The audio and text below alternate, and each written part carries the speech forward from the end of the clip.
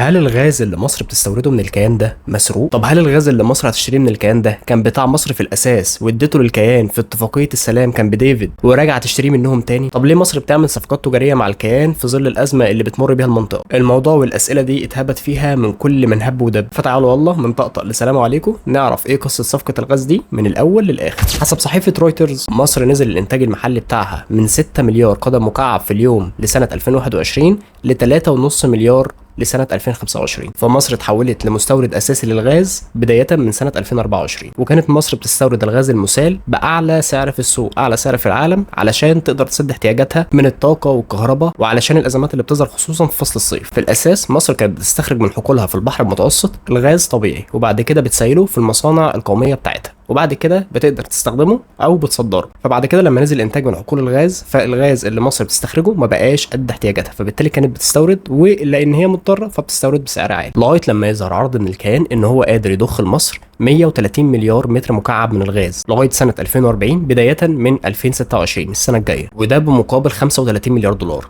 طبعا ال 130 مليار متر مكعب الغاز مش هيجوا لمصر دفعه واحده، وال 35 مليار دولار مصر مش هتدفعهم برضه دفعه واحده، مصر مش مستعده لده، فكل ده الغاز هيجي على دفعات والفلوس هتدفع برضه على دفعات. طب ايه اللي خلى مصر تشوف ان ده استثمار خرافي وفرصه ذهبيه؟ لان الغاز الطبيعي اللي جاي من الكيان ده ارخص اضعاف مضاعفه من الغاز السائل اللي مصر كانت بتشتريه جاهز من السوق العالمي، فمصر هتستقبل كميات كبيره جدا جدا من الغاز الطبيعي، فلما تسيله في المصانع المصريه هتسد كامل احتياجاتها من الكهرباء والطاقه، وهيتبقى كميات كبيره جدا فايض من الغاز السائل اللي مصر هتقدر تبيعه بنفس السعر اللي كانت بتشتري بيه قبل كده، فهيدخل عمله صعبه لمصر. فعلى المدى القصير والبعيد مصر كسبانه اضعاف مضاعفه من اللي كانت بتصرفه قبل كده. طب نيجي بقى لنقطه، هل الغاز ده كان بتاع مصر ومصر استغنت عنه للكيان في اتفاقيه كامب ديفيد؟ اتفاقيه 78 ومعاهده 79 للسلام ما فيهاش اي بنود بتنص على الغاز الطبيعي او بتنص على الثروات اللي موجوده في البحر المتوسط، لان حقول الغاز اللي مكتشفه في الشرق الاوسط كله ما كانتش لسه تم اكتشافها اصلا في الوقت ده. فالبنود اللي في معاهده السلام كانت بتنص على توزيع القوات وترسيم الحدود وحريه الملاحه البحريه والتدخل الامريكي والمعونات وهكذا. فبالتالي مصر ما استغنتش عن اي نقطه غاز في اتفاقيه كامب ديفيد،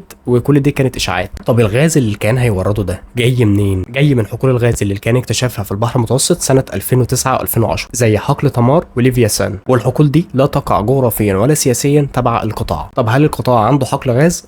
ده حقل غاز تم اكتشافه سنه 2000، ولكن ما تمش تطويره وما تمش الاستفاده منه، فهو لغايه دلوقتي زي ما هو. حقول الغاز اللي احنا بنتكلم عليها دي كان في خناقه قايده عليها ما بين الكيان وما بين لبنان، لان حدودهم البحريه كانت قريبه جدا من بعض، فبالتالي كان في نزاع عليهم، فمصر ملهاش علاقه بالموضوع ده. وبس دي كانت اصل وفصل قصه صفقه الغاز، وكان معكم حراس كابتن مسلم، ويلا اقعدوا بالعافيه.